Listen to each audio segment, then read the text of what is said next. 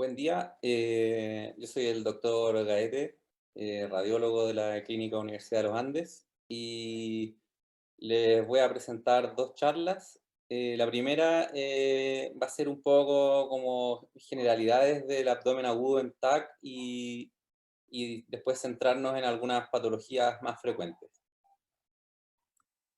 A modo de introducción, bueno, ustedes como médicos clínicos van a saber mejor que uno muchas de las cosas que voy a presentar en esta parte, pero el dolor abdominal agudo es un motivo frecuente de consulta en servicios de urgencia. Como bien sabemos, el diagnóstico diferencial en estos cuadros es muy amplio y en este sentido, bueno, las imágenes aquí vienen también como un poco en ayuda muchas veces, permitiendo hacer diagnósticos oportunos, ayudando en la precisión de los diagnósticos y obviamente todo eso al final conlleva a una toma de decisiones terapéuticas lo mejores posibles para los pacientes. Algo que se ha visto en el tiempo es que el uso de la tomografía computada ha ido en aumento y en cuanto a urgencias y en cuanto al abdomen agudo, ha pasado lo mismo en el fondo y como ejemplo de eso es este valor numérico solamente de Estados Unidos, que en aproximadamente 10 años el uso de tomografía computada en la evaluación de abdomen agudo subió en un 141%.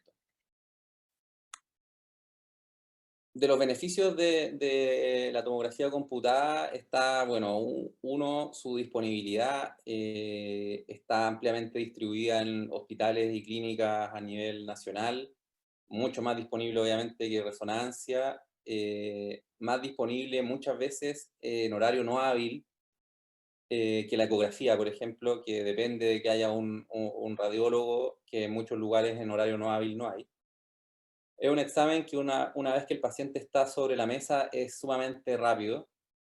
eh, a diferencia de otras técnicas, es menos operador dependiente. Si bien hay cierta variabilidad entre lectores, es mucho menor que con otras técnicas, como también nuevamente al comparar, por ejemplo, con la ecografía. Y se habla que la precisión del TAC de abdomen en cuadros de abdomen agudo está alrededor del 95%. Uno de los grandes peros que siempre se menciona del escáner es el tema de la radiación y de ahí la importancia de tener protocolos y algoritmos de estudio especialmente, y esto es como especialmente a la hora de que los pacientes son o pediátricos o por supuesto embarazadas. Esto es básicamente como una larga lista de los múltiples diagnósticos diferenciales que hay en cuanto a los motivos de consulta por dolor abdominal. Y básicamente para mencionar que en muchos de ellos la tomografía computada puede entregar el diagnóstico preciso y aparte de eso, si la sospecha es alguna en particular, puede entregarnos diagnósticos diferenciales y a veces hasta patologías concomitantes. Vamos a entrar ahora sí ya como más derecho a lo que sería el escáner en sí, en la evaluación de estos cuadros, y vamos a ir primero con signos generales que al enfrentarnos a un escáner debiesen llamar nuestra atención, ¿ya? Estos signos generales son, yo creo que ya pudiendo ver estos cuatro signos, es un gran elemento a favor. Si es que se enfrentan alguna vez a un escáner de un paciente con abdomen agudo y no está el radiólogo a quien preguntarle ahí inmediatamente. Estos son, bueno, los cambios inflamatorios del tejido adiposo, son generales, la presencia de líquido libre, neumoperitoneo y dilatación de asas intestinales. Y vamos a ir viendo algunos ejemplos de estos signos generales. Los cambios inflamatorios del tejido adiposo básicamente son como un aumento de la densidad o una estriación o trabeculación de la grasa en alguna parte del abdomen. y que muchas veces lo usamos como un delator, en el sentido de que uno, al detectar los cambios inflamatorios, en general el responsable está ahí adyacente.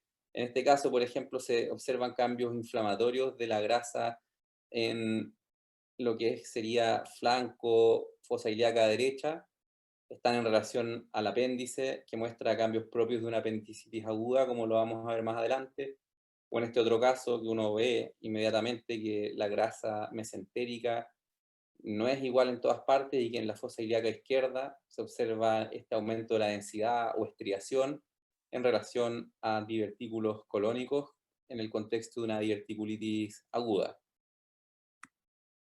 El líquido libre, en el contexto del cuadro clínico de un abdomen agudo, siempre tiene que llamar nuestra atención. Obviamente hay condiciones en las que es normal o fisiológico, en el caso especialmente de mujeres jóvenes en edad fértil, en las cuales es normal ver algo de líquido libre en el fondo de saco de Douglas, un poquitito, ¿ya? Pero en otras condiciones y en el contexto de un abdomen agudo no es normal ver líquido libre. Y si bien es inespecífico, siempre que uno lo vea tiene que decir, wow, algo raro está pasando y por último eso puede servir para poder pedir ayuda o ir ya a mirar más dirigidamente según la sospecha clínica. El neumoperitoneo implica inmediatamente una alerta, ¿ya? O sea, eso es sí o sí una emergencia e implica básicamente una perforación de una víscera hueca. No hay mucho que profundizar en eso. Si es que en la medida que ustedes conozcan sus visores de imágenes, si es que están sospechando un cuadro así y tienen la posibilidad de cambiar la ventana de partes blandas o abdomen como les puede salir a una ventana pulmonar, es más fácil de identificar el aire en los lugares donde no tiene que estar, especialmente cuando no es de gran cantidad. Si es que el neumoperitoneo es muy extenso, va a ser más fácil de ver lógicamente. Pero aquí hay un tip que les puede servir que para evaluar el gas en los lugares donde no debiese estar, es muy bueno utilizar las ventanas pulmonares. Y la dilatación de asas intestinales también es muy poco específico. Puede estar presente en cuadros, por ejemplo, de enteritis, pero sí en general indican que algo pasa, ¿ya? Eh, Puede ser, en general, lo más frecuente es que se dilaten significativamente, digamos, en cuadros de obstrucción intestinal o por ilio, y el ilio igual nos tiene que hacer pensar que algo está pasando dentro de ese abdomen. Estos cuatro signos, como les dije, si bien son poco específicos, yo creo que pueden serles de gran ayuda a la hora de poder enfrentarse a algún escáner en contexto de abdomen agudo. Nuevamente aquí se ve dilatación de asas intestinales, este es un caso, por ejemplo, de una invaginación intestinal. Y dentro de esta charla vamos a hablar principalmente de estas cuatro patologías que son probablemente las más frecuentes a las que nos vemos enfrentados cuando las consultas son por abdomen agudo. Vamos a partir por la apendicitis. La tomografía computada tiene una mayor sensibilidad y especificidad al compararla con la ecografía, y eso es aún más crítico, por así decirlo, cuando se está sospechando, por ejemplo, que hay una perforación del apéndice, donde las diferencias de sensibilidad y especificidad se hacen aún mayores. Y lo mismo, como comentamos al principio, así como ha aumentado en general el uso de la tomografía computada, en el estudio de la apendicitis aguda no se ha quedado atrás. Y por ejemplo, también otro dato numérico, básicamente, que en 10 años en Estados Unidos aumentó desde un 20% de las evaluaciones por apendicitis aguda a el 85%, o sea, un aumento bastante importante. Y eso ha ayudado también que haya ido reduciendo en el tiempo también el número de apendicectomías en blanco y bueno, todo lo que implica como una cirugía y los riesgos de una cirugía, también uno logra disminuirlos al evitar estas apendicectomías en blanco, por ejemplo. ¿Cuáles son los principales signos en escáner que uno ve o en los que uno se basa para poder diagnosticar una apendicitis aguda? El principal de ellos es el aumento del calibre del apéndice, pero tampoco por sí solo, sino que hay que ir sumando elementos a estos hallazgos. En general, el aumento de calibre es mayor o igual a 6 milímetros. Suele, cuando está inflamado, estar distendido solo con líquido y se va perdiendo el gas en su interior. Esto se asocia habitualmente a engrosamiento parietal hipercaptante, como vimos, a cambios inflamatorios del tejido adiposo periapendicular, puede o no haber líquido libre. La presencia de apendicolitos ayuda, pero no es tan importante. O sea, el hecho de que un apéndice tenga apendicolitos no, sin el resto de los hallazgos no quiere decir que haya una apendicitis aguda, por ejemplo. Y lo otro que era lo más importante también, que contribuye mucho a la tomografía computada, es a la hora de estar sospechando una perforación, en donde se pueden identificar defectos focales de la pared apendicular y obviamente la presencia de gas extraluminal y eventualmente colecciones. Este diagrama es más que nada para recordarnos que el apéndice, si bien es cierto, en general está en fosa ilíaca derecha, hay veces que puede estar en distintas localizaciones, puede estar el polo cecal puede estar ascendido, medializado, en caso de situs inversus puede estar en fosa ilíaca izquierda, se puede insinuar en una hernia inguinal, y aparte, si es que ya está en fosa ilíaca derecha, su trayecto también puede ser muy variable. Es verdad, la mayoría de las veces está en fosa ilíaca derecha, pero hay que estar también atento a que pueden haber variaciones. Este es un caso típico de apendicitis aguda en una imagen coronal, en que vemos que originado del polo cecal sale el apéndice que está aumentado de calibre, presenta pared engrosada, que capta contraste más allá de lo habitual, especialmente en la punta que se ve un poco más engrosada la pared, y eso se asocia a cambios inflamatorios del tejido adiposo circundante, signos típicos de una apendicitis aguda. Otro ejemplo, aquí vemos el apéndice que ha aumentado de calibre, de pared hipercaptante, distendido con contenido líquido y que se asocia a cambios inflamatorios de la grasa periapendicular, también en contexto de cambios típicos de una apendicitis aguda. Esta imagen más que nada para representar cómo se ven los apendicolitos, pueden verse muy calcificados, menos calcificados. Lo importante es que tienen un valor cuando distal alguno de ellos se producen las alteraciones que hemos comentado, aumento de calibre, engrosamiento parietal, cambios inflamatorios de la grasa circundante. Otro caso de una apendicitis aguda típica, apéndice dilatado, distendido con contenido líquido, de pared engrosada e hipercaptante, asociado a cambios inflamatorios de la grasa periapendicular. Estoy siendo súper majadero porque son un repaso de los signos de los signos generales que le he dicho, más lo típico de apendicitis, que es algo de las patologías más frecuentes que nos toca ver. Acá vemos el ciego en fosa ilíaca derecha y vemos nuevamente un apéndice dilatado, de pared engrosada e hipercaptante, lo que se asocia a importantes cambios de la grasa circundante. Y yendo un poco a la parte de las complicaciones donde es muy útil el escáner, vemos nuevamente el apéndice aumentado de calibre, especialmente en su tercio distal, de pared engrosada, hipercaptante, y que si vemos en su tercio distal se observa un foco de discontinuidad de la pared que se asocia a gas extraluminal, a importantes cambios inflamatorios del tejido adiposo de la fosa ilíaca derecha y a una pequeña colección hidroaérea regional, que son hallazgos compatibles con una apendicitis aguda perforada con una colección. Pasando ahora a la diverticulitis aguda, la tomografía computada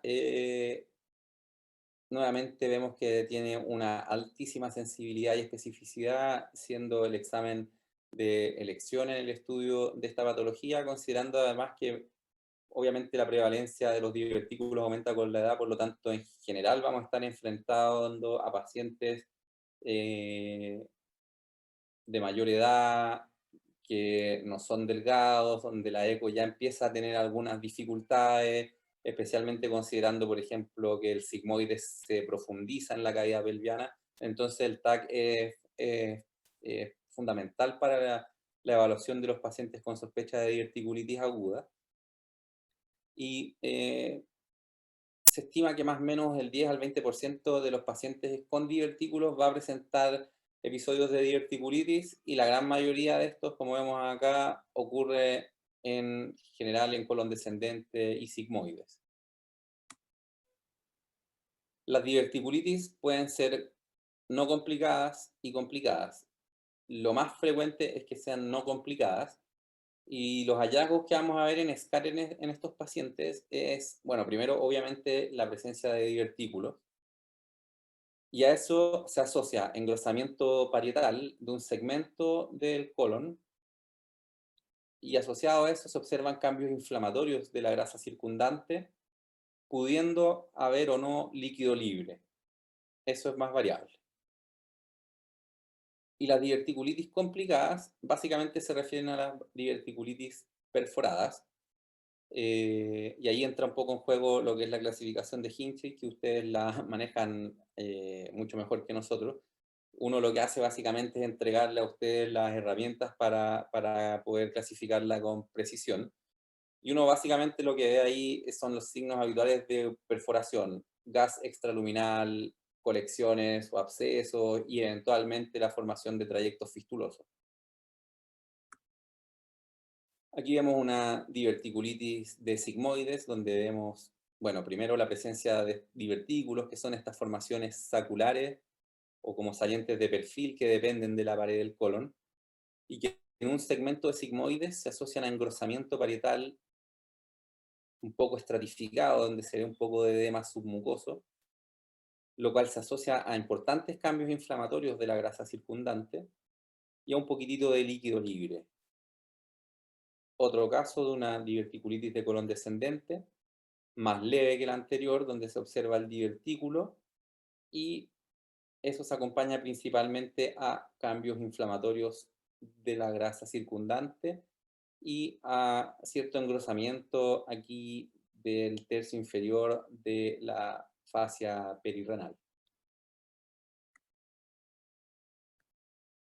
Otra diverticulitis de sigmoides, vemos la presencia de un divertículo aislado, un engrosamiento parietal segmentario acá de sigmoides, que se asocia a importantes cambios inflamatorios de la grasa del mesosigmoides. Y en imágenes coronales de este mismo paciente vemos que se observan algunas burbujas de gas extraluminal, lo cual es compatible con una diverticulitis aguda perforada. Importante, si es que tiene la posibilidad de poder ver en distintos planos las imágenes, tanto en cortes axiales como en coronales, porque hay veces que hay ciertos hallazgos que se logran ver mejor. Y en este caso, por ejemplo, si uno pusiera la ventana pulmonar, se vería mucho más fácil ese contenido de gas fuera del lumen colónico. Y avanzando en las complicaciones, nuevamente se ven algunos divertículos en que sería la unión de colon descendente y sigmoides aproximadamente, engrosamiento parietal, cambios inflamatorios de la grasa circundante y una pequeña colección hidroaérea adyacente, lo cual es compatible con una diverticulitis aguda perforada con una colección adyacente en fosa ilíaca izquierda.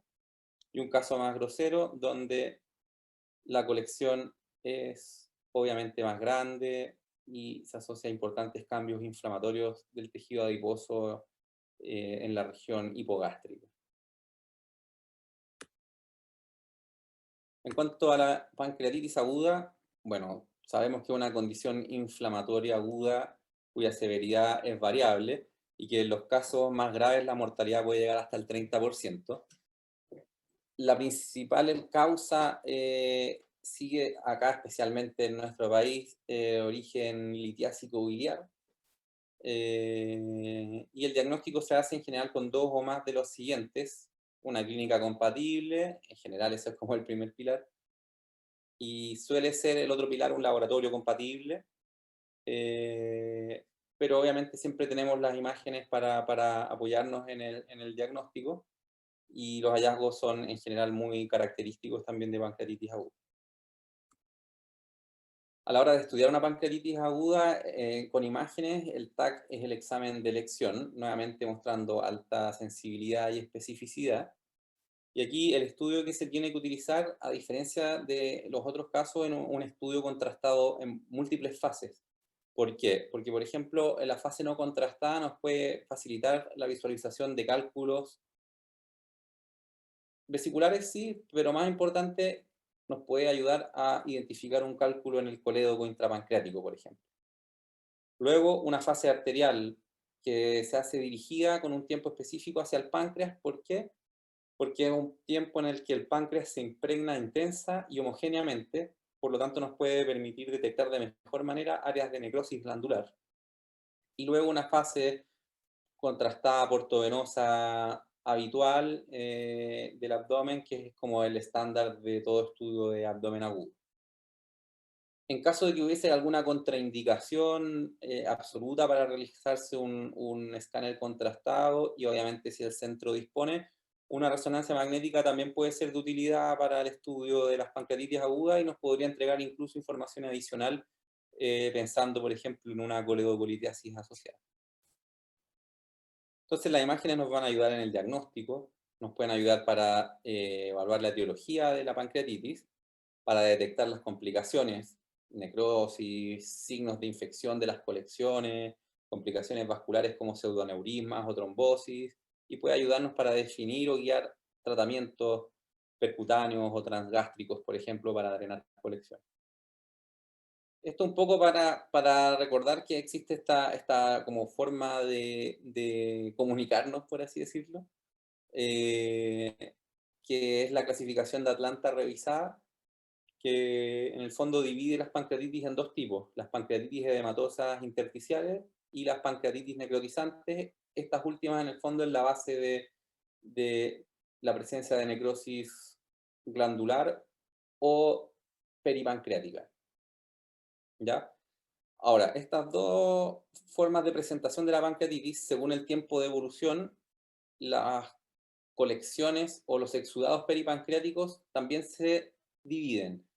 Cuando son menores a 4 semanas, en las pancreatitis edematosas intersticiales, estos exudados se les llama colecciones líquidas peripancreáticas agudas, y en general cuando ya van más de 4 semanas se habla de pseudoquistes, que también las características son distintas, pero existe esta línea temporal que permite como dividirlos de mejor manera.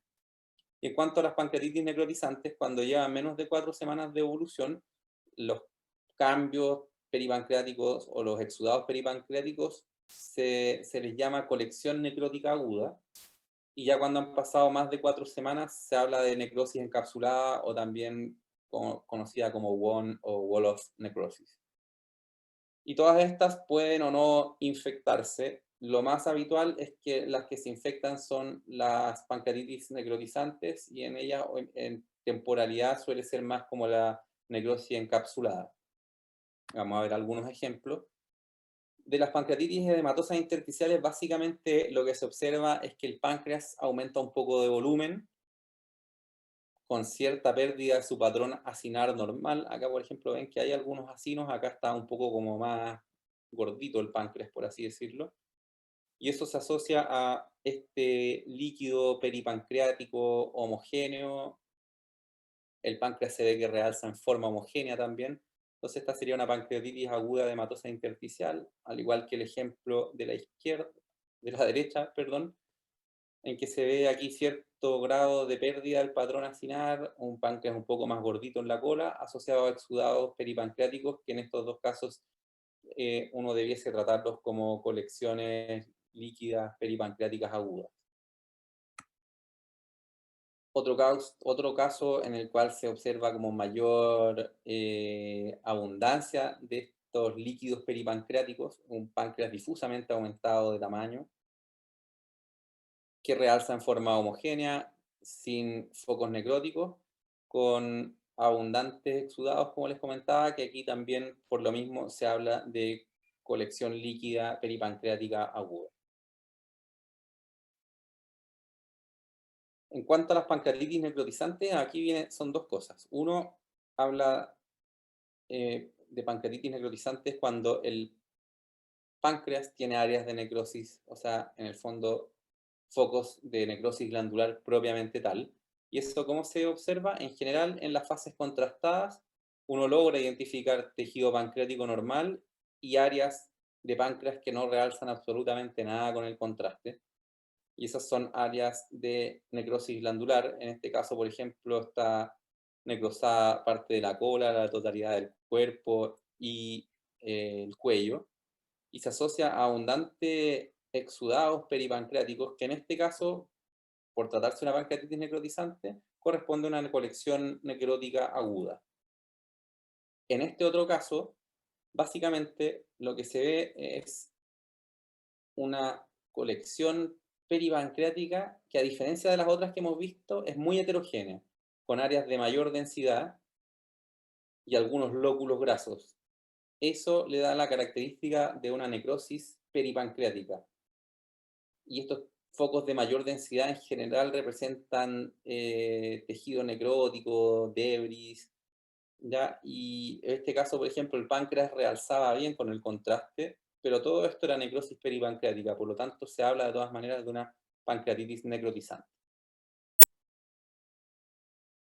Y por ejemplo, esta pancreatitis necrotizante que vemos acá, con necrosis glandular de cuello y parte del cuerpo, con una colección necrótica aguda peripancreática, y que transcurridas 5 semanas vemos que esta colección se organiza, se genera una pared bien definida, captante de contraste, que corresponde a una necrosis encapsulada o a un WON o Wall of Necrosis.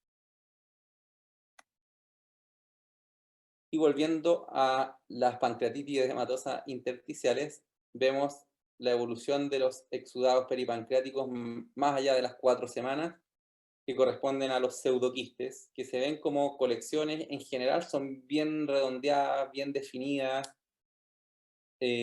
muy homogéneas, de pared bien definida, captante de contraste, y que, a diferencia, por ejemplo, de las necrosis encapsuladas, suelen estar acompañadas de menos fenómenos inflamatorios circundantes. Y todo esto obviamente en el contexto de un antecedente de una pancreatitis aguda edematosa intersticial.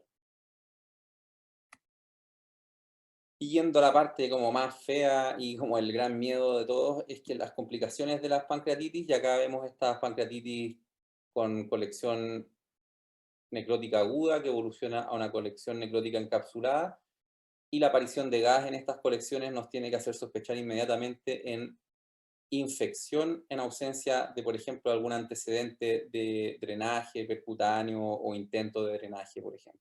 Y esto es lo mismo, una colección necrótica encapsulada con aparición de gas en su interior, compatible con infección de la colección. De la colecistitis aguda, sabemos que la ecografía va a ser el mejor método para evaluarla. Nos permite ver con mejor precisión los cálculos, identificarlos con mejor precisión que el escáner.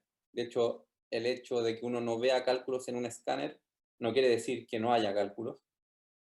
Aparte, la eco nos permite hacer una exploración dinámica, ver, por ejemplo, si un cálculo está impactado o no, y nos permite tener cierta información clínica, por ejemplo, si es que hay signo de Murphy o no, pero tiene el problema de que muchas veces no está disponible por el horario no hábil, por ejemplo, y no es posible realizar una ecografía.